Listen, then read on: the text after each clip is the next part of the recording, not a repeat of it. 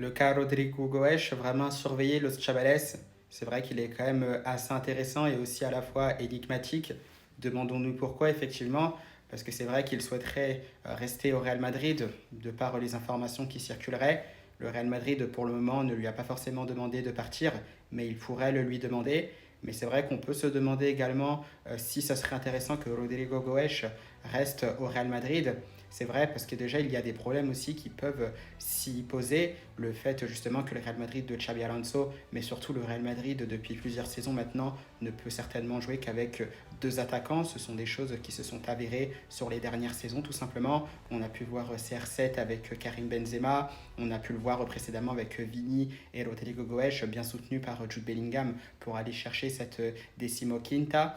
Donc vous le savez, c'est assez compliqué. À côté de ça, vous le savez aussi, il y a des recrues, il y a notamment l'arrivée de Mastantuono, donc à partir du mois d'août, à voir ce que Xabi Alonso justement en fera.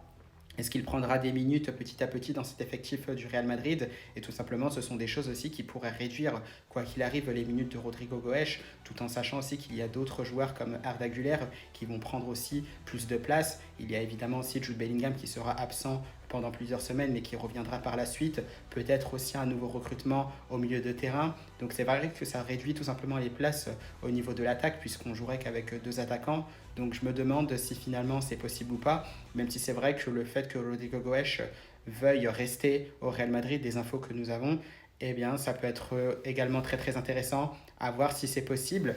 On sait aussi que les compétitions s'enchaînent. Il y a très très peu de repos maintenant avant que les clubs reprennent. Il y a d'autres équipes qui ont vraiment un temps minime. Je pense par exemple au Paris Saint-Germain. Donc c'est là aussi où ça reste important malgré tout d'avoir un gros effectif et de concerner tout le monde. Donc en soi, le fait de garder Rodrigo Goes, ça peut être intéressant. Maintenant, à voir aussi si le Real Madrid sera du même avis. Parce qu'on n'oublie pas aussi qu'il y aura quand même des fonds, de l'argent à récupérer, parce qu'il y a aussi d'autres secteurs à renforcer côté Real Madrid, notamment en défense centrale et comme je le disais, un milieu de terrain un peu plus créatif. Donc on verra bien ce qu'il se passera. Un Rodrigo Goes qui reste au Real Madrid, pourquoi pas? Est-ce réellement la priorité avec d'autres arrivées?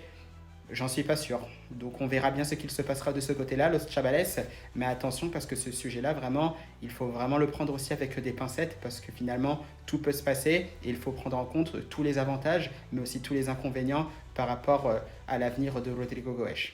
À la Madrid!